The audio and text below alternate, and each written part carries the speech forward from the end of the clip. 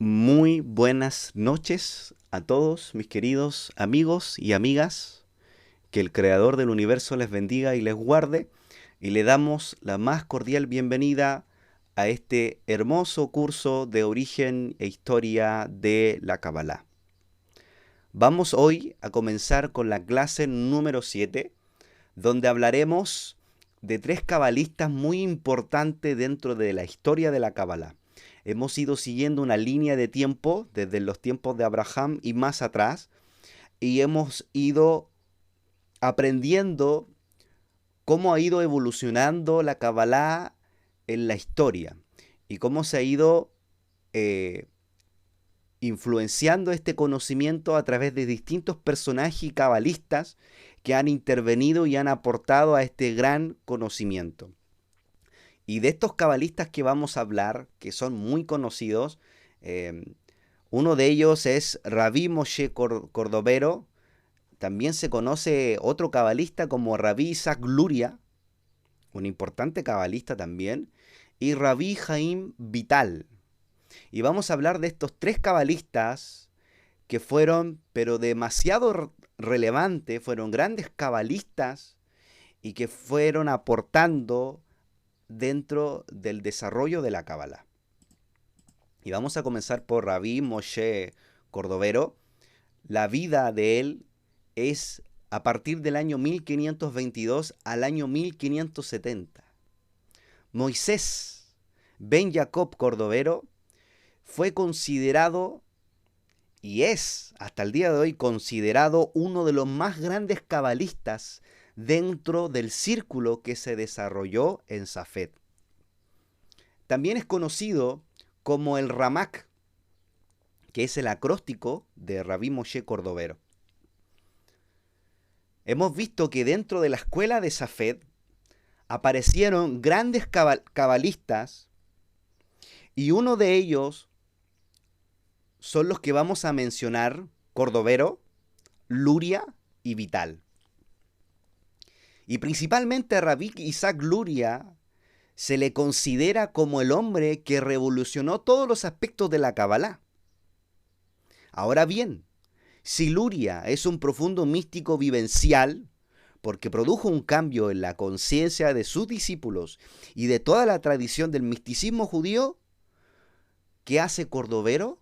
Viene a sistematizar lo que es la Kabbalah como una ciencia autónoma. Y vamos a hablar ahora un poco de Rabí Moshe Cordovero. Hemos dicho que él nació en el año 1522, nació en Safed. Él es descendiente de una familia sefardí, expulsada el año 1492, y él a sus 16 años, específicamente el año 1538, recibe la ordenación rabínica de manos del gran rabino Jacob Berav.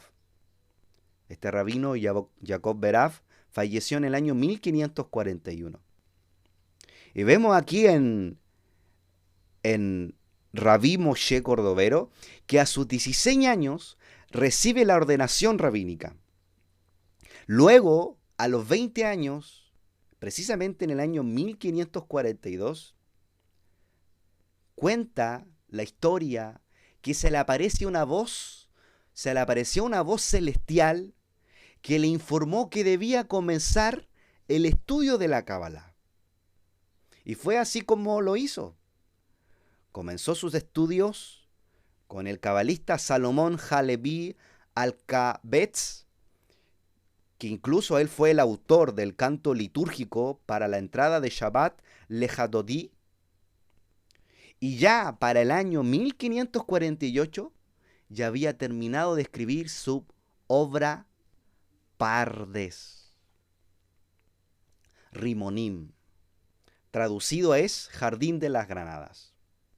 Y así vemos cómo fue el crecimiento de Rabí Moisés Ben Jacob, el cual recibe su ordenación rabínica a los 16 años, luego a los 20 se le aparece una voz celestial que le informa que debía estudiar la Kabbalah, y luego en el año 1548 él comienza a escribir ciertas obras muy importantes dentro de la Kabbalah. Y luego, en el año 1550, él funda una academia de estudios de Kabbalah en Safed, en el cual en esa misma academia iban a estudiar a futuro importantes cabalistas, como ellos, Isaac Luria, Jaim Vital y Elijah de Vidas, quienes no solamente continuaron en su línea de pensamiento de Rabbi Moshe, sino que van a crear grandes y máximas obras del pensamiento místico del judaísmo hasta hoy. Dentro de las obras fundamentales de Moisés Cordovero podemos ver a Or Yakar, que es en sí un comentario al Zohar en 16 volúmenes.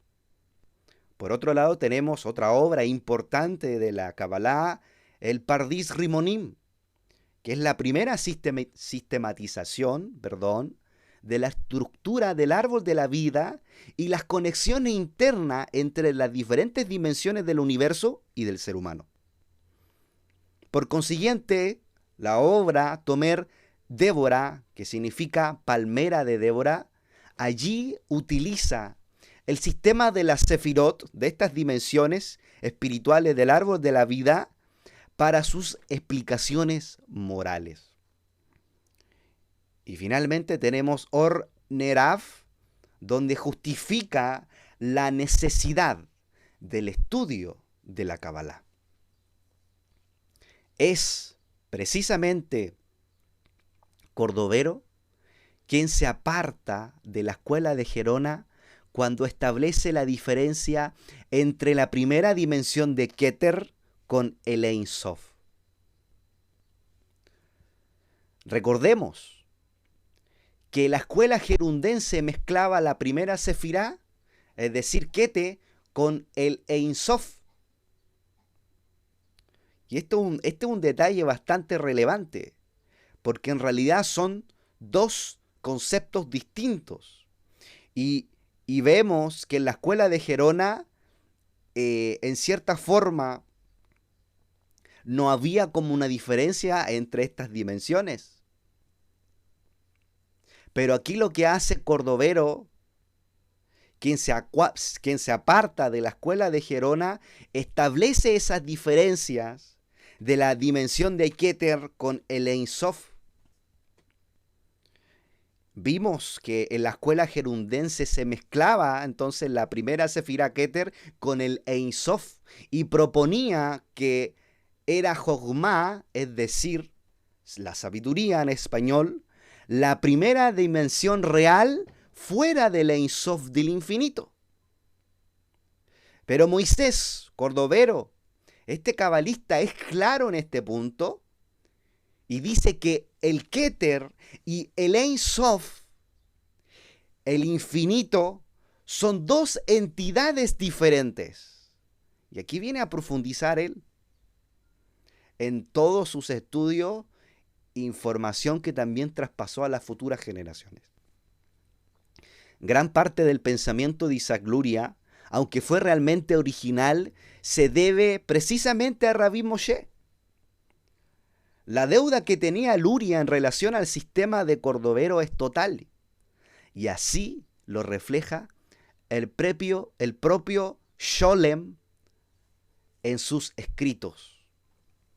Y vamos a considerar uno de los escritos de Sholem, que lo hemos citado en clases anteriores, dentro del libro de Gershom Sholem, de las grandes tendencias de la mística judía, en el año 2000, en la página 284, y cito lo siguiente.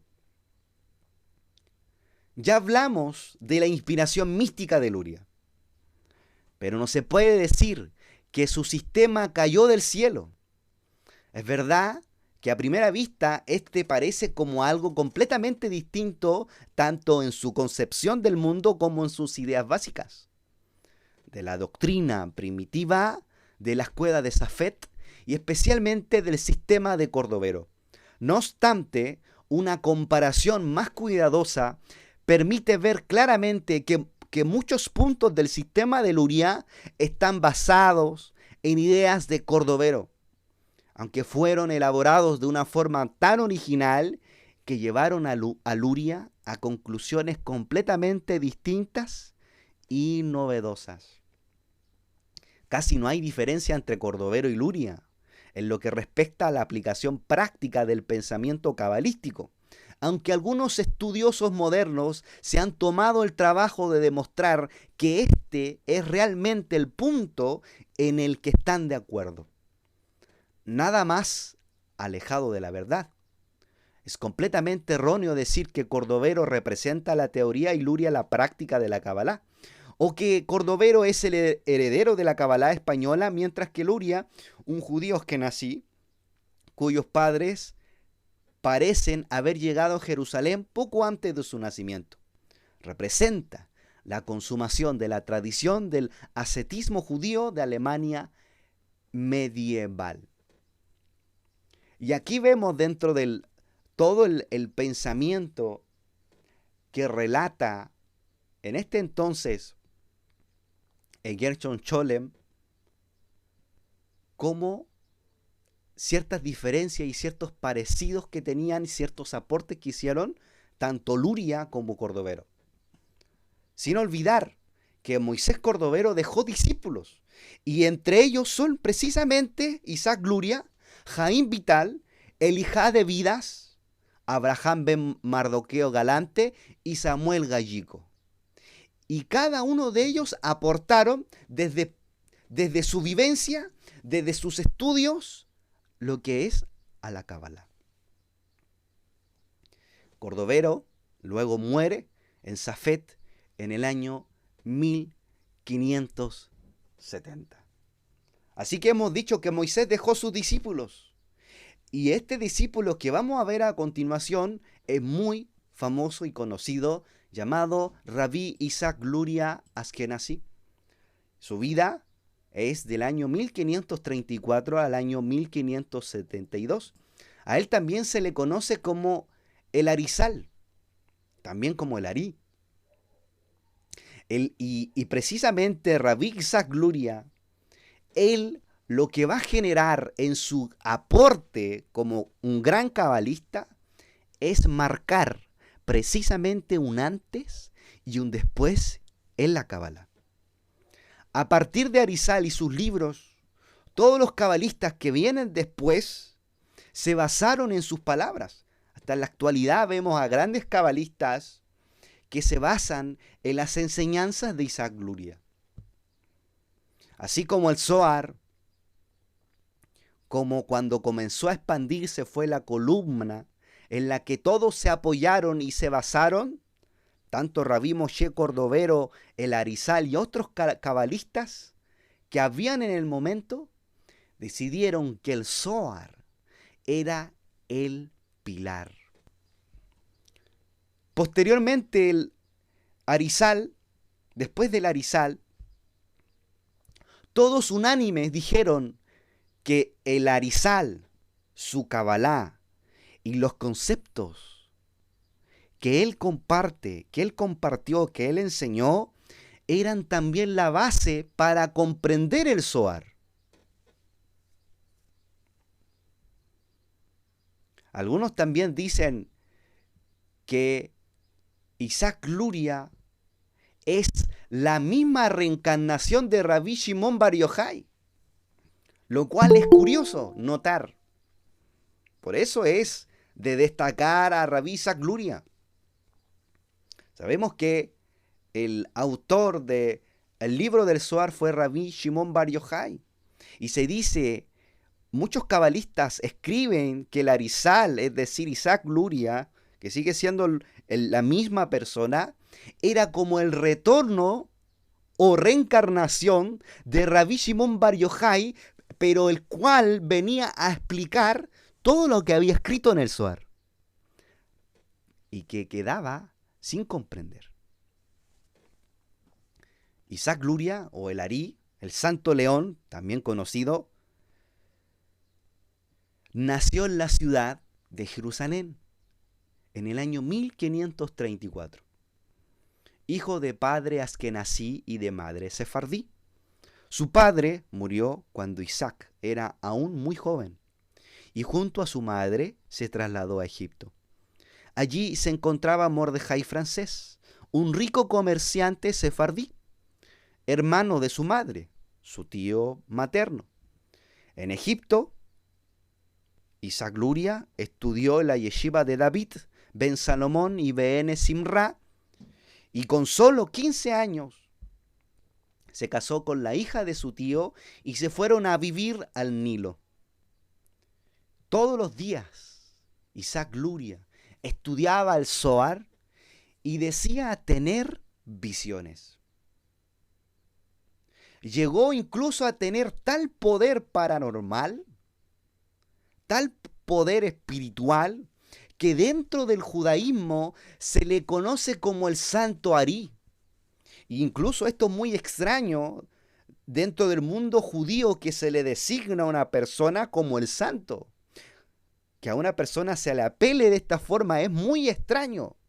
Pero fue tal su grandeza espiritual, el poder de comprensión que tenía y el nivel de sabiduría, su capacidad además profética, que todo el judaísmo ha aceptado este título para Luria.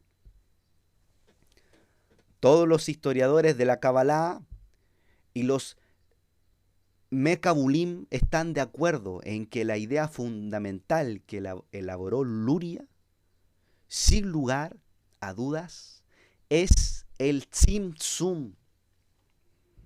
Ese concepto muy conocido, el Tzimtzum, que es, en otras palabras, la autocontracción. El Tzimtzum lo veremos también en futuras clases de Kabbalah, pero la idea del Tzimtzum está relacionada con la contracción. Es decir, que la luz infinita del Creador, el Ein Sof, se contrajo para poder formar un espacio para crear los distintos mundos.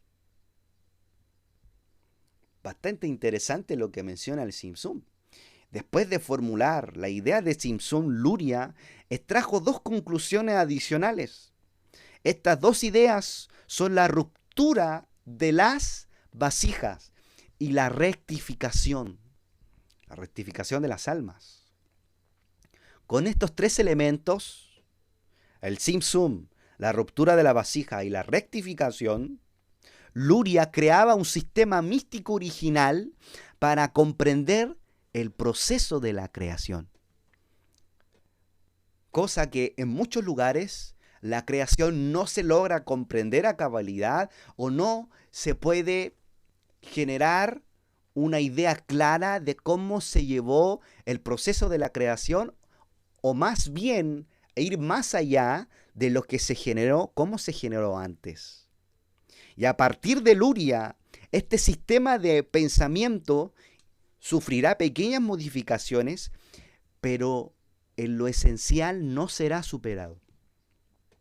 Es por este motivo que todos los historiadores de la mística judía están de acuerdo en señalar la importancia fundamental de Isaac Luria dentro de la historia de la Kabbalah. En el año 1550 comenzó su actividad mística en soledad durante 20 años, precisamente entre los años 1569 y 1570 es cuando comienza su actividad mística y que luego se traslada a Safed.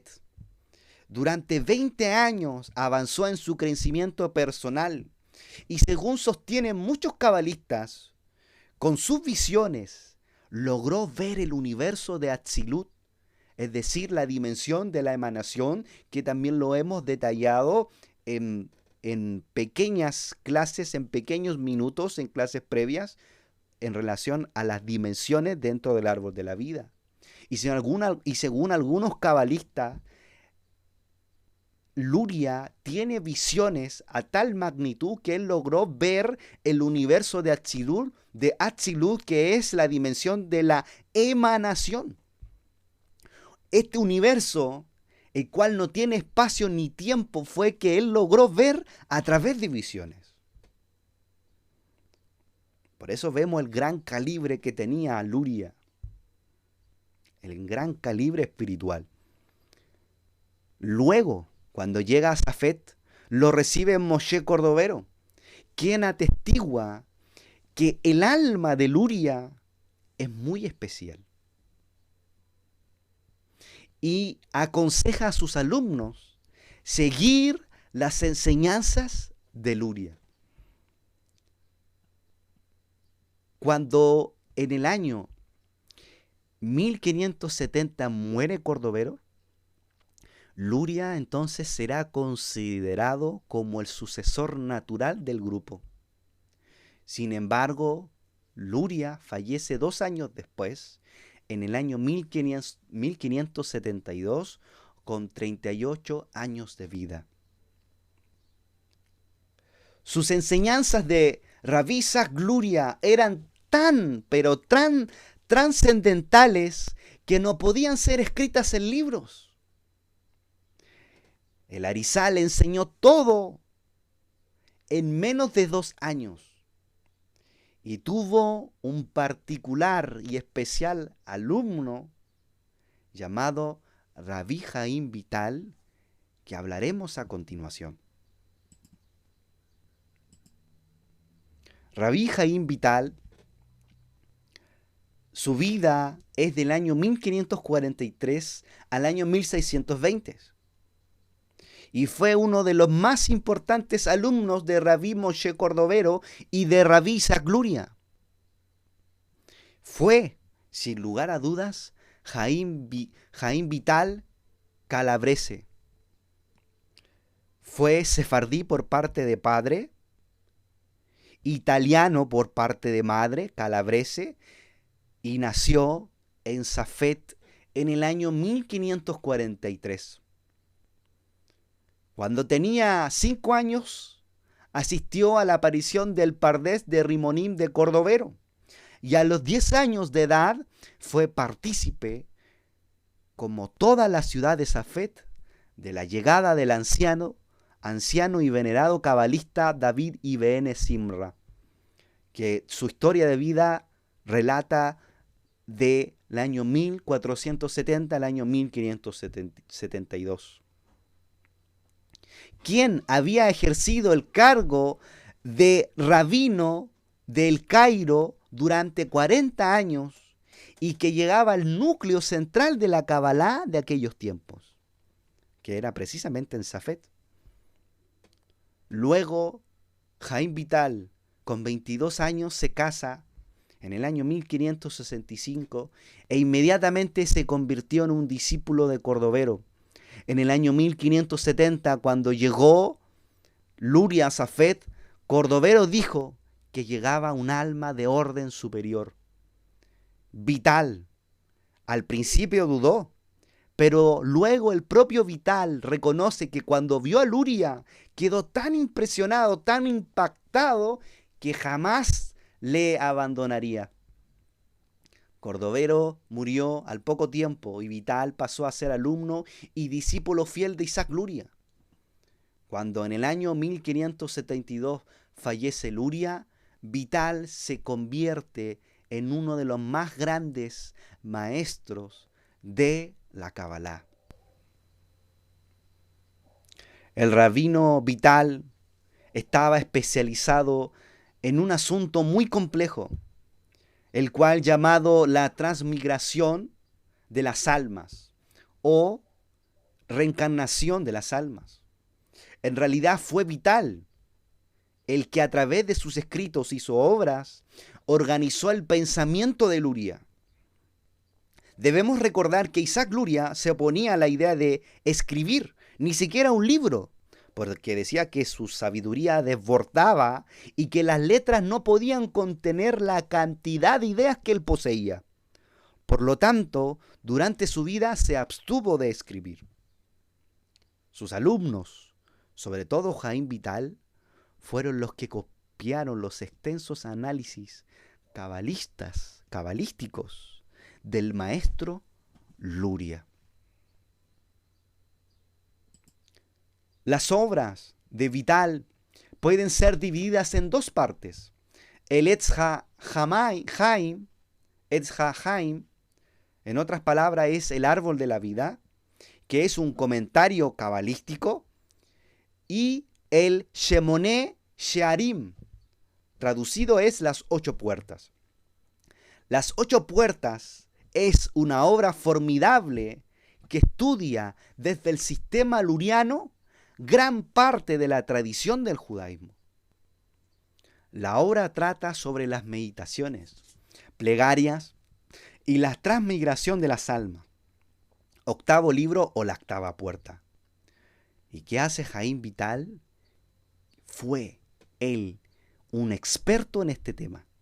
Él conocía cómo funcionaba la transmigración de las almas, conocía todo el proceso de los viajes del alma a distintos mundos, a distintas dimensiones, o la transmigración de las almas a vegetales, a animales, etc. Los sabios de la Kabbalah de Safed, donde se centraba la Kabbalah en su época, podían reconocer sus almas y realizar, además, un viaje a la identidad de sus vidas pasadas, lo cual nunca en el misticismo judío había llegado tan pero tan lejos como con este grupo de cabalistas. Interesante todo lo que hemos visto de estos grandes cabalistas, de Rabbi Moshe, Rabbi Isaac Luria y Rabbi Jaime Vital, grandes cabalistas que han cumplido un propósito, una misión y contribuido al conocimiento de la Kabbalah.